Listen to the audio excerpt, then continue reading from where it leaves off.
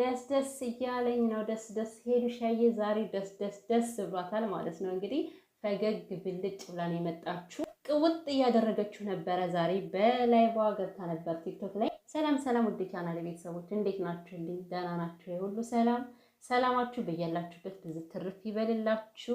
ውድ ቤተሰቦቼ ይህን ቪዲዮ ስትጀምሩ ላይክ እያደረጋችሁ ለምንድን ነው ግን ውድ ቤተሰብ ላይክ የማታደርጉኝ? ላይክ አድርጉኝ። ላይክ እናንተን ባይጎዳም ለእኔ ግን ይጠቅመኛል። በዛኛው ላላችሁ ቤተሰቦች ራሱ ላይክ ስታደርጉት ይደርሳልና ለዚህ ነው የሚጠቅመው ውዶችዬ። ይህን ቪዲዮ የምታዩ በሙሉ ላይክ ሳታደርጉ እንዳታልፉ እና ሄሉሻ ዛሬ ፏ ብላለች ማለት ነው። መታለች።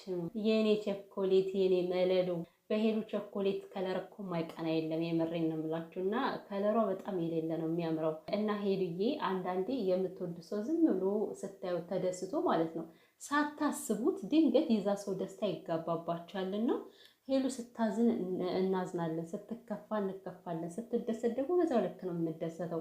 እኔ ዛሬ ደስታዬን አጠይቁኝ እንደዛ ሳቅ ብላ ፈገግ ብላ ላይቭ ላይ ስላየዋት ማለት ነው። እና ሁላችሁንም እወዳችኋለሁ አይ ላቭ ዩ ኦል ብላለች ማለት ነው። እና ያው ላልሰማችሁ ብዬ ነው መልእክቱን ላስተላልፍ። ምናልባት ሁላችሁም አሰማትን ብዬ አስባለሁ።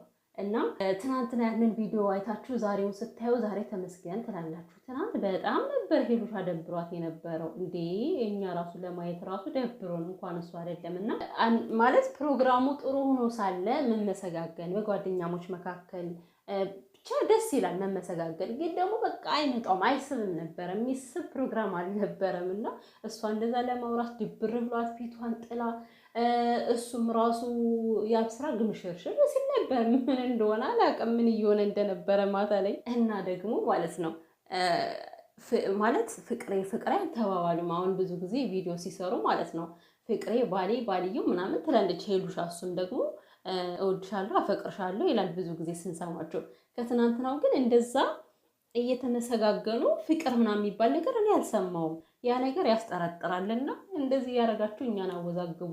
ለማንኛውም ሄሉሻን የሚያስደብር ነገር ከዚህ በኋላ ያብስራ እንዳትሰራ ማለት ነው። እግዚአብሔርን ሄሉሻ ማለት በጣም ምርጥ ሴት፣ እግዚአብሔር የሰጠህ ምርጥ ሴት ነች።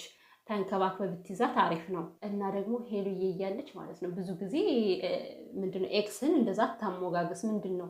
ለስሜቷ መጠንቀቅ አለብህ። ይደብራታል እኮ ሄሉ። የምሬን ነው እንዴ! ምንድን ነው ፍቅረኛ እያለ ይሄን ያክል ለኤክስ ቦታ ሰጥቶ እንደዚህ ሆናልኝ እንደዚህ ተንከባላልኝ ለኔ ብላ ሀገር ለቃ መታ በዚህ ወጣ በዚህ ወርዳ። በዚህ አጋጣሚ ለአንተ ብላ አይደለም እኮ ለራሷ ነው። ያው ቻንሷን የተጠቀመችው ሞከረች፣ አንተን ወደሷ ለመውሰድ ሞከረች። ነገር ግን እንግዲህ ምን እንዳጣላችሁ አናውቅም፣ አልሆነም።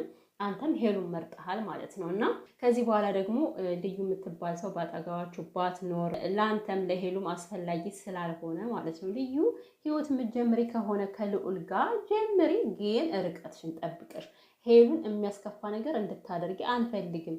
እኔ በየቀኑ የምትቀያየር ልጅ ከሆነችብኝ ልዩ ማለት ዛሬ መታ በቃ ይቅርታ እኔ እኮ ተናድጄ ነው ደሜ ቡግ ብሎብኝ ፈንቶብኝ ነው እንደዚህ ያልኳት ሄሉ ምናምን ብላ ይቅርታ ትጠይቃለች። በነጋታው ላይ የሆነ ነገር ሲፈጠር ማለት ነው በያብ ስራ ጉዳይ ሄሉን ጉርቧን ልታንቃት ነው የምትቀርበው። እና ጨርሰን እንድናምንሽ በቃ በስትክክል መውጣት አለብሽ። ከዛ ሄሉ ያብ ስራን እንደፈለገች ብታረገው አንቺ የሚመለከትሽ ነገር አይኖርም። ከዚህ በኋላ ርቀትሽን ጠብቀሽ ቢጣሉም እንኳን እንደ ሽማግሌ እንኳን ከገባሽ ማለት ነው።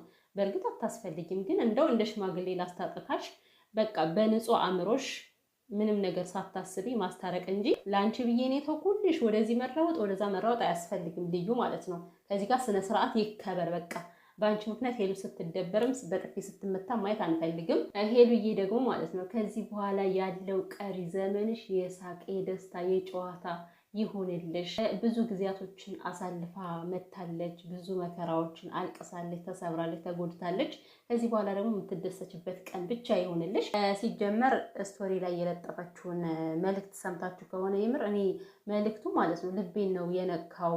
ምን አይነት ፈተና እንዳሳለፈች ከዚህ እንዴት እንደደረሰች በምን አይነት መንገድ አልፋ ከዚህ እንደደረሰች ሳስበው ምን አይነት ጠንካራ ሴት እንደሆነች ነው የተረዳሁት እኔ ማለት ነው። አንዳንድ ሰዎች እውነት ፈተናን መቋቋም አይችሉም፣ በተሎ ተስፋ ይቆርጣሉ፣ ፈጣሪያቸውን ወደ ማማረር ይገባሉ። እና ሄሉ ግን እንደዛ አይደለችም። ከፈተና ላይ ፈተና ቢደራረብባትም እንደምንም አልቅሳም ጥራ ተጣጥራ ያንን ፈተና አልፋ ዛሬ ላለችበት ፏድን ድምቅ ላለው ቀኗ በቅታለች ማለት ነው። እና ጥንካሬ ያስፈልጋል ማለት ነው። ያው ፈተና በህይወታችን አይጠፋም፣ ግን ከኛ ጥንካሬ ይፈለጋል እና ምንም ነገር ከኛ በላይ እኮ አይደለም። በዚህ አጋጣሚ እኛ ልፍስፍስ ሰነፍ ስለሆን ነው እንጂ ፈተናዎች ከኛ በላይ አይደሉም። ምንም ነገር በህይወታችን ቢመጣ ህይወታችን አንጣ እንጂ በእውነት ሁሉም ነገር ከኛ በታች ነው ማለት ነው። የማናሸንፈው ነገር የለም። ምክንያቱም ሄሉሻን አያችኋት አይደለ?